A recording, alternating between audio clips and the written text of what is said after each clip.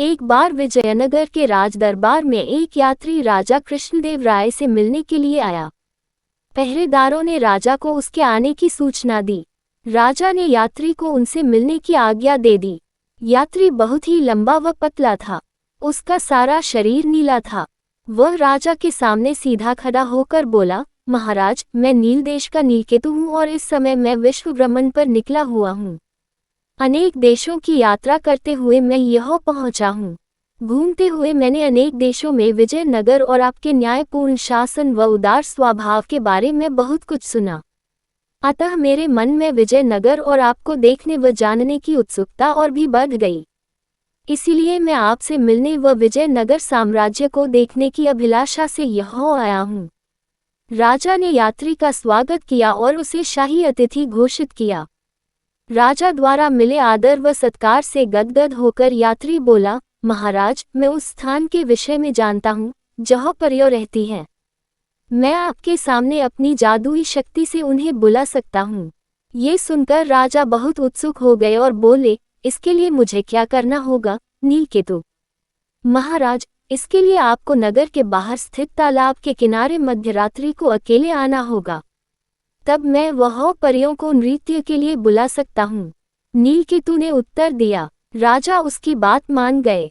उसी रात मध्यरात्रि में राजा अपने घोड़े पर सवार होकर तालाब की ओर चल दिए। वह पुराने किले से घिरा हुआ एक बहुत बड़ा तालाब था।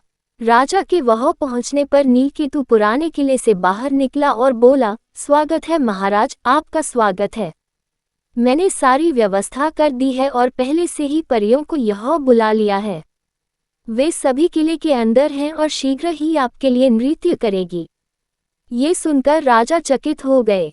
उन्होंने कहा था कि मेरी उपस्थिति में परियों को बुलाओगे। यदि महाराज की यही इच्छा है तो मैं फिर से कुछ परियों को बुला दूंगा। अब अंदर चला जाए, नीलकेतु बोला। राजा नीलकेतु के साथ जाने के लिए घोड़े से उतर गए। जैसे ही वह आगे बढ़े, उन्होंने ताली की आवाज सुनी। शीघ्र ही उन्हें विजयनगर की सेना ने नीलकेतु को भी पकड़कर बेड़ियों से बांध दिया।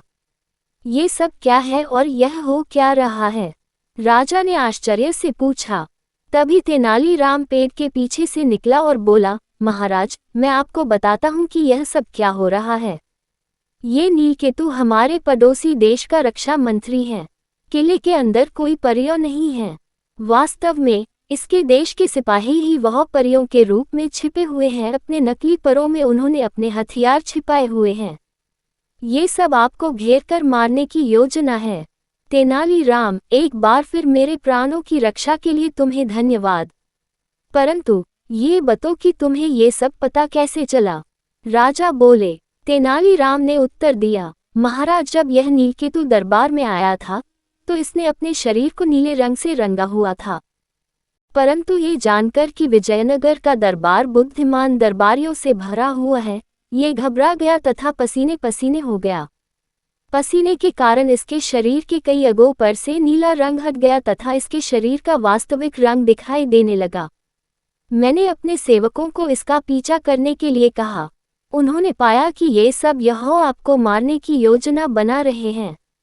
राजा तेनालीराम की सतर्कता से प्रभावित हुए और उसे पुनः धन्यवाद दिया।